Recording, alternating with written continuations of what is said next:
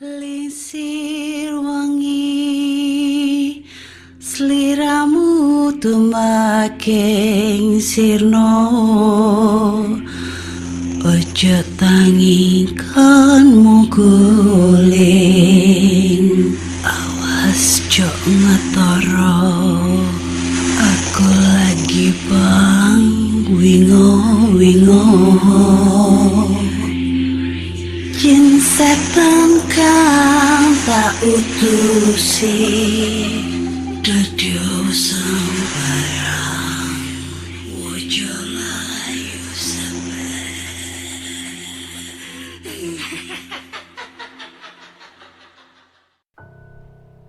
Hai Rek, iya apa kabare? Ketemu lagi dengan aku si Ana di podcast kisah horor. Dan kita bertemu di episode 274.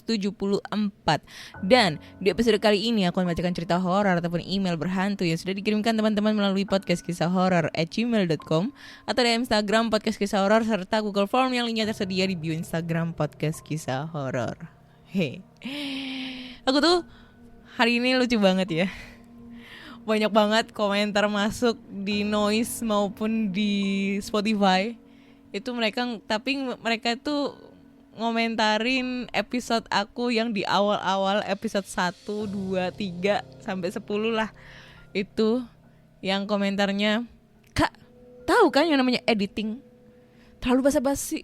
Ngomong apa sih? Bla bla bla bla bla bla." Ya. Ya gue memaklumi sih, karena gue sendiri juga kalau ngedengerin podcast gue yang di awal-awal episode pertama sampai pertengahan tuh ya episode 50 itu kayak gue ngomong apa sih, jijik banget kalau ngedengerin suara gue sendiri. Karena emang itu jujur ya, kalian boleh ngehujat karena gue sendiri juga malu untuk ngedengerin podcast gue yang di awal-awal, karena gue masih bingung mau ngomongin apa waktu itu. Jadi thanks banget buat teman-teman yang sudah berkomentar. Tanpa komentar kalian aku nggak bisa evaluasi. Terus dari komentar kalian juga gue tahu kalau kalian tuh ngedengerin podcast gue, walaupun podcast episode awal-awal tuh yang sangat membagongkan. Aduh, kalian sudi mendengarkan cerita aku di episode awal kayak gitu. Terus hari ini gue sedih. Kenapa? Karena si mantan gue yang kemarin ketemu itu, yang selama 10 tahun gak ada kabar, tiba-tiba ada kabar. Tadi itu pelantikan dan istrinya datang dong dari Bogor ke Watu Kose gitu kan. Dan nomor gue diblokir. Kan anjay banget. Tapi dia nge-follow Facebook gue. WA gue diblokir tapi Facebook gue di-follow. Gimana tuh ceritanya? Ya tapi apapun itu selamat dah. Semoga di pangkat yang baru lebih amanah ya, menjalankan tugas-tugasnya. Ya udah deh, daripada ngomongin mantan gak ada habisnya, karena gue takut nih tahun depan udah usia 33 belum nikah. Jadi kita langsung aja bacakan cerita horor yang udah masuk ke email. Dan cerita pertama ini berjudul Gagal ke Puncak Lawu. Gunung Lawu 3265 mdpl berada di perbatasan Jawa Tengah, Karanganyar, dan wilayah Jawa Timur, Magetan. Gunung Lawu adalah salah satu gunung favorit para pendaki karena keindahan jalurnya, sabana, dan cerita-cerita mistis yang berkembang tentangnya. Menuju titik awal pendakian Gunung Lawu bisa menggunakan bis antar provinsi atau kereta dengan waktu tempuh kurang lebih 10 jam. Awal September 2016 yang lalu, saya bersama 10 teman merealisasikan pendakian ke Gunung Lawu. Perjalanan kali ini sangat menyenangkan sebab banyak yang seru untuk diceritakan. Jadi sepulang kerja saya langsung menuju stasiun Pasar Minggu, transit untuk ke Kemayoran. Karena gak dapat tiket kereta buat berangkat, kami cuma punya tiket pulang. Kami memutuskan untuk naik bis malam Damri yang poolnya berada di Kemayoran, yang juga sekalian dijadikan meeting point.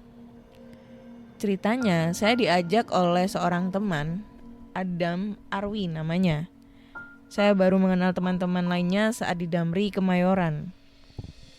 Bang Irwan yang dipilih sebagai leader.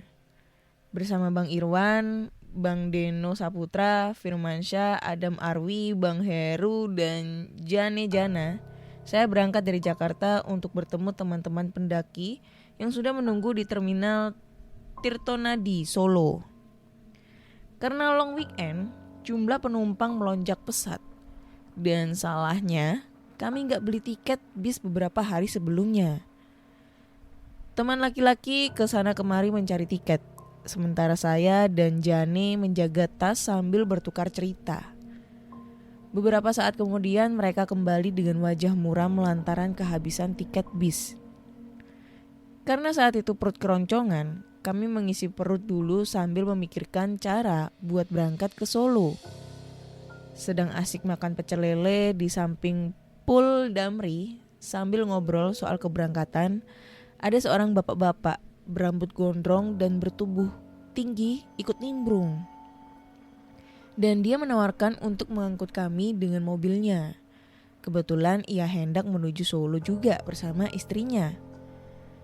Setelah deal-dealan ongkos, kenalah kami ongkos getok 180.000. Murah. Berangkatlah kami ke Solo dengan mobil sedan milik bapak gondrong itu. Walaupun berdempetan di dalam mobil, kami gak peduli. Elah, yang penting sampai lah, pikir kami. Perjalanan gak semulus yang kami pikir.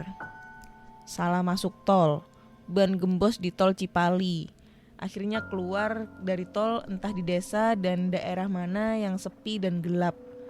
Kanan kiri hutan yang sangat minim penerangan. Dan entah kenapa, lampu depan mobil mati. Dan kami meraba jalan dengan bantuan pantulan lampu dari kendaraan lain. Kalau ada kendaraan yang lewat berarti aman. Kalau enggak ya gelap-gelapan. Dan kami semua cuma bisa komat-kamit saja memanjatkan doa supaya jangan sampai masuk jurang. Untungnya akhirnya kami menemukan bengkel yang hampir tutup. Bapak montir yang baik hati mau menolong kami untuk isi freon AC, mengganti lampu depan mobil dan memeriksa ban. Ketika akhirnya kami meneruskan perjalanan, Bapak Gondrong lupa arah masuk pintu tol. Sebalnya naik mobil pribadi ya seperti ini. Alhasil, jam 8 pagi barulah akhirnya kami tiba di wilayah Solo. Dengan sok tahu kami minta diantar ke terminal kecil yang kami kira sebagai terminal bus. Kenyataannya terminal itu hanya terminal bayangan saja. Tempat angkutan desa dan bis 3/4 lalu lalang mencari penumpang. Setelah bertanya sana sini barulah kami tahu bahwa ternyata terminal Tirtonadi masih jauh. Masih harus naik bis 3/4 30 menit lamanya. Rasanya saat itu ingin nangis. Kok ada aja hambatannya. Kami pun naik bis menuju terminal Tirtonadi dengan ongkos 5.000 per orang. Alhamdulillah akhirnya tiba di terminal jam 11 siang. Di sana sudah ada 2 orang yang menunggu, yakni Kak Tanti dan Mas Pram dari Semarang. Keganjilan mulai muncul. Setelah tukar cerita soal perjalanan dan mengisi perut tentunya, kami langsung menuju jalur pendakian Gunung Lawu via Candi Ceto. Perjalanan ditempuh sekitar 2 jam. Pemandangannya indah. Kebun teh terhampar di kanan kiri jalan. Ada bukit-bukit yang tinggi menjulang. Pohon-pohon pinus kokoh berdiri di pinggir jalan. Saat melintasi jalur ini jangan lupa buat membuka kaca mobil. Udara segarnya sayang untuk dilewatkan begitu saja. Pokoknya yang awalnya mengantuk pasti bakal melek terus begitu melihat pemandangan epik ini. Kami pun tiba di rumah pemilik mobil yang menjemput kami di Solo. Letaknya di kaki Gunung Lawu, dekat sekali dengan Candi Ceto. Pemandangan di depan rumahnya jangan ditanya. Masya Allah dah, indah bener. Di base camp pendakian Candi Ceto, pendaftaran diurus oleh leader kami, Bang Irwan. Sementara ia mengurus simaksi, perizinan, dan di briefing kami hanya menunggu sambil selfie. Setelah kelar urus-mengurus, kami berdoa kemudian mulai mendaki. Batuk. Waktu itu sekitar jam 5 sore. Kami mendapatkan 2 teman baru dari Semarang, yaitu Mas Mencen dan Mas Gondrong. Jadilah kami bersebelas mendaki bersama. Saat itu cuaca sangat bersahabat. Burung-burung hutan dan jalak berbunyi menyapa dan mengikuti kami. Selain Candi Ceto, ternyata ada sebuah candi lagi di jalur pendakian yang cukup ramai oleh wisatawan. Namanya Candi Ketek. Sekitar 30 menit dari Candi Ketek, kami tiba di pos 1. Karena saat itu maghrib, kami berhenti sejenak sebelum melanjutkan perjalanan ke pos 2 untuk sholat maghrib sekaligus istirahat menunggu isya. Dari pos 1 ke pos 2 perlu sekitar 45 menit. Akhirnya kami mengqodho sholat maghrib dengan isya. Nah, dari sinilah kejadian ganjil muncul. Jujur, saat selesai salat beberapa dari kami termasuk saya buang air kecil di belakang yang jaraknya lumayan dari pos 2. Saat itu kami gak merasakan apapun. Seperti sebelum-sebelumnya, kami juga sopan santun jika hendak buang air kecil. Kami permisi dan mengucapkan salam dan rasa terima kasih. Melewati pos 2 perasaan masih biasa saja. Belum ada keganjilan sama sekali. Sampai akhirnya setelah 10 menit meninggalkan pos 2, Bang Deno terhentak. Ia seperti kaget dan berhenti. Tapi dia gak bercerita apapun dan cuma lanjut berjalan. Kaki saya waktu itu terasa berat sekali. Susah sekali untuk digerakkan. Saya masih berpikiran positif untuk gak memikirkan hal lain. Sepanjang perjalanan saya melihat makhluk goib seliweran. Banyak yang saya lihat. Namun, lagi-lagi saya mencoba berpikir positif saja. Teman-teman mengira saya kena hipotermia. Setengah perjalanan saya terus muntah-muntah. Akhirnya saya terjatuh. Saya dipapah untuk berjalan sebentar sampai pos 3 yang tak jauh dari lokasi saya jatuh. Di pos 3, teman-teman istirahat dan saya meluruskan tubuh saya sejenak. Lalu saya gak ingat apapun lagi. Namun menurut cerita semua teman-teman pendakian, saya kemudian tertidur. Saat teman-teman sudah selesai masak mie instan, ada mencoba membangunkan saya. Tapi saya gak bangun-bangun sampai akhirnya teman-teman semua panik. Setengah tubuh saya sudah dingin sekali. Saat itu teman-teman mengira saya kena hipotermia. Lalu Kak Tanti dan Jane Jana mengganti pakaian saya, membungkus saya dengan sleeping bag, sarung, dan memeluk saya sambil membangunkan saya berulang kali. Namun saya sama sekali gak bereaksi. Menurut cerita teman-teman, nafas saya hilang timbul dan tipis sekali. Badan saya juga sudah dingin dan wajah pucat sekali. Teman-teman sangat takut saya kenapa-napa. Kak Tanti dan Jani Jana pun menangis membangunkan saya. Teman-teman ada yang membacakan surat Yasin sambil terus berusaha membangunkan saya. Sampai akhirnya Bang Deno memegang dan memeluk saya. Karena dia juga tahu hal-hal goib. Dia bilang ke teman-teman kalau ada yang mengikuti saya. Bang Deno terus mencoba membangunkan saya. Namun saya gak bereaksi. Beberapa kali juga dia memberikan nafas buatan, namun tak ada reaksi juga. Akhirnya entah apa yang dilakukan oleh Bang Deno, saya pun tersadar dan muntah berkali-kali. Saya pun kaget dan heran melihat teman-teman yang menangis dan tertawa lega melihat saya bangun. Saya cuma bisa melongo karena gak ingat apapun. Tapi yang saya tahu, tadi saya mimpi bertemu 3 orang pendaki. Seorang laki-laki dan 2 perempuan. Yang salah satunya berkerudung. Yang saya ingat, si laki-laki ini mau minta tolong kepada saya.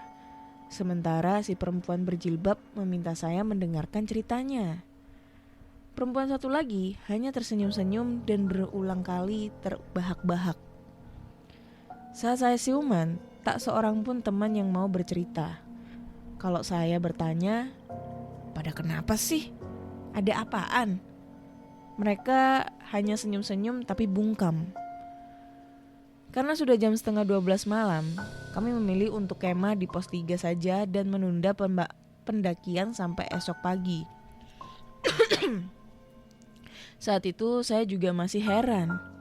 Mereka menjaga saya seperti menjaga seorang narapidana. Saya satu tenda dengan Adam, Kak Tanti, dan Bang Irwan. Walaupun mata belum mengantuk, mereka semua meminta saya untuk tidur. Berjumpa sesuatu dalam perjalanan menuju pos 4. Pagi harinya, kami bangun jam 7 pagi. Setelah sarapan dan siap-siap, kami mulai berjalan ke puncak. Sebelum perjalanan dimulai, berulang kali saya dipastikan sehat oleh teman-teman. Dan saya memang merasa gak kenapa-napa. Saya nggak sakit dan apa yang harus dikhawatirkan. Pendakian menuju puncak pun dimulai, tentunya ditemani segarnya udara dan kicauan burung, entah itu burung apa. Nah, saat menuju pos 4 yang tanjakannya super curam, kanan kiri pepohonan tandus seperti habis terbakar. Ketika saya mendongak hendak memegang akar pohon, saya kaget, sekaget-kagetnya melihat 3 wajah orang dalam keadaan mengelupas dan hancur seperti orang kecelakaan. Saya jatuh dan spontan menangis, ketakutan. Gak mau meneruskan perjalanan ke atas. Adam mengalah, dia ikut turun menemani saya, sementara yang lainnya tetap kekeh menuju puncak. Kami berpisah di pos 4. Sebenarnya saya sendiri pun gak masalah turun sendiri. Tapi Adam terlalu khawatir sama saya sehingga ikut turun. Sepanjang perjalanan turun, Adam tak henti berbicara dan melucu. Katanya sih biar pikiran saya gak kosong. Tibalah di base camp Reco, relawan Ceto, dan bertemu dengan Pak D. Anggoro dan Mas Kris. Pak De Anggoro yang menyambut saya di base camp, ia seperti sudah tahu apa yang saya alami. Ia tersenyum saja. "Piye, Nduk? Sehat?" Ia bertanya. Saya yang kelelahan hanya membalas senyumnya sambil bilang saya gagal sampai puncak. Ia hanya tersenyum lalu merangkul saya untuk bercerita. Tapi Adam yang lebih dulu bercerita. Kemudian barulah Pak De Anggoro bertanya apa yang saya ingat. Saya ceritakan tentang ketiga pendaki yang saya temui itu. Terus tiba-tiba saya spontan menyebut nama Kartini. Cerita tentang kebakaran dahsyat di Lawu. Nah, ternyata menurut cerita Pak De Anggoro, dulu terjadi bencana yang sangat menyeramkan, yaitu kebakaran Gunung Lawu di jalur Cemoro Sewu dan Ceto. Hanya saja bagian Ceto cuma kena sedikit, yakni di sekitar pos 4. Menurut ceritanya, yang wafat ada 9 orang lebih. Ada 4 korban kebakaran yang sangat susah untuk diidentifikasi jasadnya. Pak De Anggoro bercerita, mereka memang biasa menampakkan wujudnya untuk mengajak pendaki interaksi atau sekedar muncul saja. Banyak yang gak kuat sampai kesurupan, drop, sakit, bahkan ada wanita asal Tegalrejo yang kesurupan dari atas sampai base camp, lalu karena gak kuat akhirnya meninggal. Saya pribadi gak tahu sedikit pun tentang tragedi Lawu. Yang saya pernah baca cuma soal si nenek minta gendong dan pasar setan yang mengharuskan kita untuk melempar duit beberapa pun jumlahnya kalau ada suara berbunyi tumbas sopo. Di tengah alunan gamelan dan riuh rendah seperti di pasar. Ternyata masih banyak misteri Lawu yang belum banyak diceritakan. Beliau hanya geleng-geleng kepala saja. Akhirnya dia memancing penglihatan saya untuk menerawang apa yang ada di daerah Bulak Peperangan dan Pasar Dieng. Dengan gamblang saya menceritakan apa yang saya lihat saat itu dan dibenarkan oleh Pak D. Anggoro. Karena semakin penasaran, dia pun bertanya tentang bangunan di dekat base camp. Lagi-lagi saya menceritakan apa yang saya lihat. Kepiye? Toh wis dikandani ra dirungokke, kata Pak D. Anggoro. Yang artinya gimana? Udah dibilangin gak didengar. Ternyata menurut si Pak D, kemarin sebelum kami mendaki, saat briefing, Pak D sudah memperingatkan sebaiknya jangan nanjak dengan jumlah ganjil. Dia juga memastikan apakah kami yakin mau mendaki jam 5 sore. Kenapa nggak pagi atau siang atau malam sekalian? Sebenarnya kalau dipikir benar juga sih. Karena mulai nanjak jam 5 sore kita akan bertemu 2 waktu salat yang sangat singkat, yaitu maghrib dan isya. Jam-jam segitu memang waktu turunnya sandekala atau setan menjelang maghrib. Akhirnya Pak D meminta saya untuk mandi di sendang di Puri Saraswati. Namun saya menolak. Akhirnya saya hanya cuci muka, cuci tangan, dan cuci kaki. Setiba di depan pintu sendang, saya melihat sesosok perempuan cantik. Namun terlihat galak dan bertubuh seperti ular. Saya kaget. Lalu Pak D bertanya, "Melihat apa?" Saya bilang bahwa saya melihat wanita itu. Lalu seraya menunduk dan menelungkupkan tangannya. Dia hanya berkata kepada saya, "Jangan takut, ayo masuk, bersihkan badanmu." Saya menurut saja, lalu saya cuci muka, kaki, dan tangan. Masing-masing 3 kali. Setelah itu saya melemparkan uang koin seikhlasnya ke dalam kolam sambil berharap yang terbaik. Percaya atau tidak, setelah itu saya merasa badan saya yang sebelumnya nggak karuan menjadi jauh lebih tenang dan enteng. Seperti apa ya rasanya? Ya kayak plong aja gitu. Ya terserah sih mau percaya atau enggak. Kalau nggak ada ibu itu, barangkali kami jalan kaki sampai terminal Karangpandan. Nah, setelah tak kunjung menerima kabar apakah teman-teman yang lain sudah tiba di puncak dan mau bagaimana, akhirnya saya dan Adam pamit untuk pulang kembali ke Jakarta. Pasti teman-teman gak dapat sinyal. Akhirnya karena sudah kesorean, gak ada angkutan menuju terminal Karangpandan. Mau nyewa mobil harganya mahal sekali, 600.000. Dan uang kami sangat terbatas. Dengan keyakinan bahwa siapa tahu ada ojek atau mobil angkutan di bawah sana yang mau mengangkut kami. Juga karena waktu itu masih terang, kami turun jalan kaki. Pemandangannya indah sekali, tapi ternyata jauh juga jalan kakinya. Lama-lama semakin sepi, kendaraan yang lewat pun semakin sedikit. Maghrib hampir tiba, tapi saya dan Adam masih saja berjalan kaki mencari tumpangan. Yang namanya jalan pedesaan itu lebih menyeramkan, sebab kanan kiri bukit, kebun teh, kebun sayur, pohon bambu, belum lagi ada suara-suara hewan malam yang kadang suka bikin rancu. Benar suara hewan malam atau suara yang lain gak tahu lah, pokoknya bikin serem. Semakin ditelusuri rasanya jalan semakin jauh dan panjang. Sesekali ada mobil lewat, tapi sebelum kami minta tolong, mereka sudah teriak duluan. "Maaf ya, mobil penuh." Akhirnya setelah kami jalan kaki sekitar 3 kilometer, sesudah beratus kali memasang tampang memelas setiap kali ada kendaraan yang lewat, sebuah mobil berhenti. "Bade pundi, Nduk?" tanya seorang ibu kepada saya. Untungnya saya masih bisa bahasa Jawa sedikit-sedikit. "Iki Bu, Kulo badhe teng Karangpandan. Numpak bis Semarangan, jawab saya. Hayu tak anter, sampean jalan kaki sekondi, Nduk. Sang ibu menawarkan tumpangan.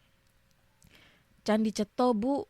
Kulo kesorean, ra ono mobil opo ojek sing gelem ngatarke mring Karangpandan. Walah, melaske nemen. Sang ibu prihatin. Angger ra ketemu kambek kulo sampean terus mlaku ya, Nduk, tekan Sobo lho. Alhamdulillah masih ada manusia baik yang punya hati nurani untuk menolong sesamanya. Berkat pertolongan sang ibu dan keluarganya, saya dan Adam bisa sampai di Terminal Karangpandan jam 8 malam. Tapi nasib baik gak kunjung berpihak pada kami. Terminal Karangpandan sudah sepi. Gak ada satupun bis antar kota yang masih parkir menunggu penumpang. Hanya ada beberapa penjual kacang rebus, jagung rebus, dan bakul rokok keliling yang selalu menawarkan dagangannya, walaupun kami sudah bilang, boten mas. Pikiran sudah buntu. Saat saya dan Adam sudah gak tahu lagi harus naik apa ke terminal Tirtonadi, tiba-tiba kami dihampiri 3 orang laki-laki. Dari mulut mereka mengeluar bau minuman keras. Saya pikir ketiga laki-laki itu hendak berbuat yang tidak-tidak. Namun kami salah. Justru ketiganya menawarkan bantuan untuk mengantarkan kami ke Solo kota agar bisa mencari taksi atau bis lainnya ke terminal Tirtonadi. Sepanjang perjalanan karena masih dalam keadaan mabuk, mereka naik motor semaunya, sengebutnya. Kalau mereka mengajak ngobrol, bau mulut mereka sangat menyengat. Tapi namanya butuh ya diantepin saja. Untungnya mas-masnya ini masih mau ditegur jika motor sudah kelewat kenceng. Tibalah kami di Solo kota. Kami berterima kasih sekali kepada mas-mas yang mengantarkan kami itu. Luar biasanya tak ada seorang pun di antara mereka yang mau dibayar. Mereka ikhlas. Kami pun tukaran nomor ponsel. Suatu saat kalau saya pun ke Lau lagi, saya pasti akan ajak mereka ngopi. Dari sana gampang saja kami menemukan taksi.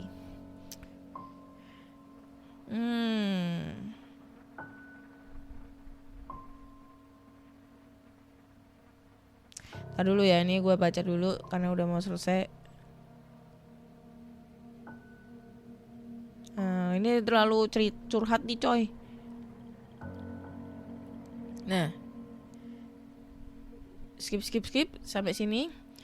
Setelah makan kami menunggu kereta di dalam stasiun. Kemudian kami mendapat kabar yang kurang baik dari teman-teman yang muncak Lawu. Mereka turun dari puncak lewat Cemoro Sewu. Jana-jana kakinya terkilir sampai harus digendong secara bergantian, bahkan oleh ranger. Dia juga sempat demam tinggi. Kak Tanti sakit dan beberapa teman lainnya drop. Mereka terpaksa mengcancel jadwal pulang mereka karena sudah sangat larut malam dan gak akan keburu juga tiba di Semarang pada jadwal keberangkatan kereta pukul 2 malam.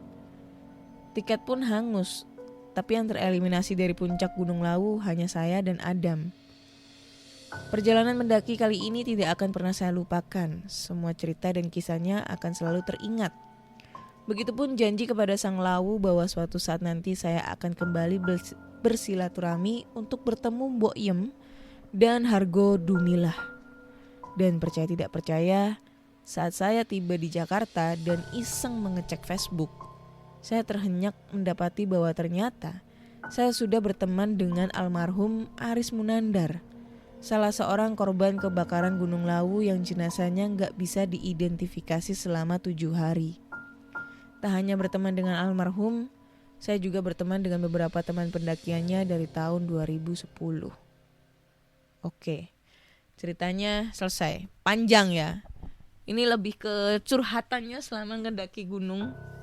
Horornya mungkin karena dia ketemu sama sosok sempat mengalami ngeblank, terus dia ketemu sosok 3 orang di mimpinya, 2 perempuan, 1 laki-laki. Terus di pos 4 dia ketemu dengan sosok orang yang hangus gitu ya, badannya hangus. Dan ternyata mereka adalah korban kebakaran Gunung Lawu gitu. Aku nggak tahu itu terjadi di tahun berapa. Kita searching aja apakah ada gitu kebakaran Gunung Lawu. Oke, kebakaran Gunung Lawu itu tahun berapa? 2023. Itu kejadiannya tahun berapa sih tadi? Oh, 2016. Kayaknya Gunung Lawu sering kebakaran deh. Ini banyak banget. Oh, 2015 guys. Ketujuh pendaki Gunung Lawu yang tewas sudah teridentifikasi. Oh iya benar, ada berita online-nya ya. Pendaki tewas saat kebakaran di Gunung Lawu. Tapi sebelum itu gue juga mau ngucapin turut berbela-sungkawa buat teman-teman kita yang kemarin meninggal saat tragedi Gunung Merapi ya, erupsi. Terus ada sekitar berapa orang ya? Pokoknya belasan orang itu meninggal pada saat mereka mendaki. Sampai gue terenyuh banget ada pas gue baca berita di Instagram itu ya.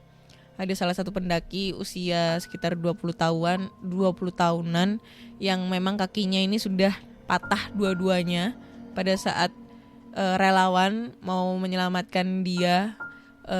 Dia lebih mementingkan untuk temennya dulu cewek untuk diselamatkan, dianya yang belakangan. Padahal jarak dari atas ke bawah itu sekitar 4 jam. Dan akhirnya meninggal ya. Karena mungkin kena abu vulkaniknya itu.